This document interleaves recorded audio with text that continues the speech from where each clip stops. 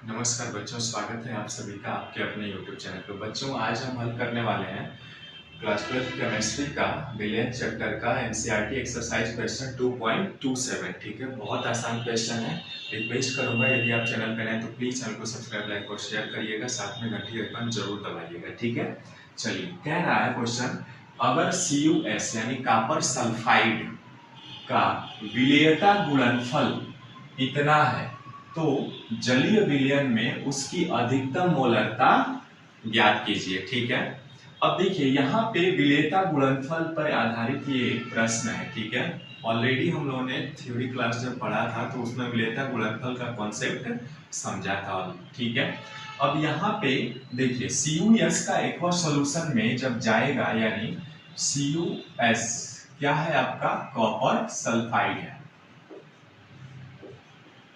देखिएगा ध्यान से, बहुत आसान है, कॉपर सल्फाइड है। अब जब CuS को आप जलीय विलयन में करते हैं तो क्या होगा, देखिए CuS का जलीय विलयन में जैसे ही आप डालेंगे तो ये क्या होता है, एक साम्य अवस्था प्राप्त करता है। मतलब CuS दो में डिवाइड हो जाता है, Cu2+ और प्लस सल्फाइड 2-। ठीक है, इसमें एक्वा सॉल्यूशन में जैसे ही आप CuS को विलयित करेंगे तो वहां पे इसका एक्वा सॉल्यूशन में दो तरह से, यानी Cu2+ और S2- है ना, यहाँ पे S2- में क्या होता है, कन्वर्ट हो जाता है। ठीक है, यानी ये CuS से Cu2+ और सल्फाइड आयन भी बनेगा, फिर इससे क्या होगा, अपनी साम्यावस्था में जब आएगा तो ये पुनः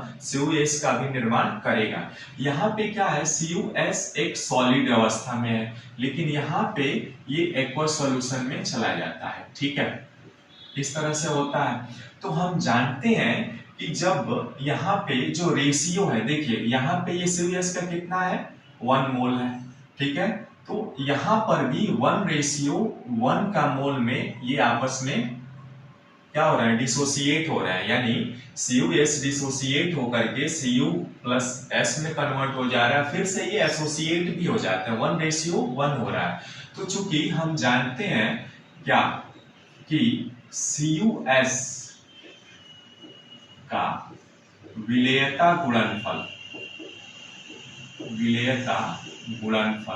दिया हुआ है बच्चों, कितना दिया हुआ है, देखिए दिया हुआ है ये आपके सामने 6 × 10⁻16। ठीक है, अब देखिए CuS का विलेयता गुणनफल जब निकालते हैं आप तो क्या होता है, विलेयता गुणनफल निकालते हैं तो ये दायां पक्ष यानी ये RHS है ना, राइट हैंड साइड, और ये लेफ्ट हैंड साइड।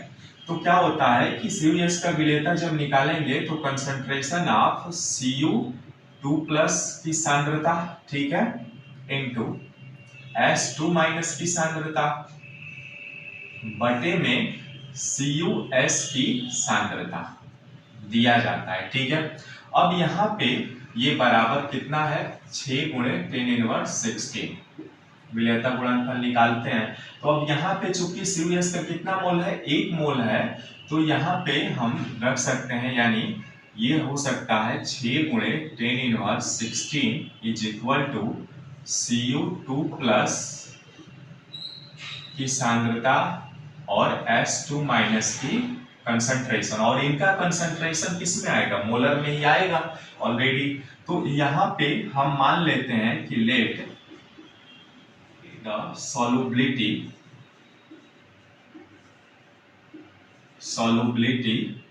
ठीक है, = कितना मान ले रहा हूं, S मान ले रहा हूं। ठीक है, यानी Cu2+ की सॉल्युबिलिटी भी S है और S2- की भी सॉल्युबिलिटी भी कितनी होगी, S होगी। ठीक है, तो यहाँ पे हम विलेयता निकालेंगे, इसलिए यहाँ पे S × S = क्या हो जाएगा बच्चों, 6 × 10⁻16 आ जाएगा, या S² बराबर 6 × 10⁻16 आएगा। ठीक है, या यहीं पे हम आगे हल करें यदि इसको, तो क्या आएगा, देखिए S बराबर, रूट ले रहा हूं दोनों का, तो S बराबर √6 × 10⁻16। ठीक है, यानी अब इसका स्क्वायर करेंगे तो ये आएगा लगभग में 2.45 गुणे 10⁻8। ठीक है, तो ये इनकी मोलरता हो जाएगी जो एस आपने विलेयता निकालेंगे। ठीक है, यानी जलीय विलयन में उसकी मैक्सिमम जो मोलारिटी होगी वो 2.45 गुणे, ठीक है, इनकी मैक्सिमम जो मोलरता आएगी वो क्या होगा, यानी इसलिए maximum molarity is equal to 2.45 गुणे 10⁻8 मोलर। ठीक है, मोलरता आ जाएगी। ठीक है, तो इस तरह से बच्चों ये आपका क्वेश्चन कंप्लीट होता है। बहुत आसान क्वेश्चन है विलेयता गुणनफल पर। आशा करता हूँ समझ में आया होगा। मिलते हैं फिर नेक्स्ट वीडियो में एक नए कॉन्सेप्ट के साथ। नमस्कार।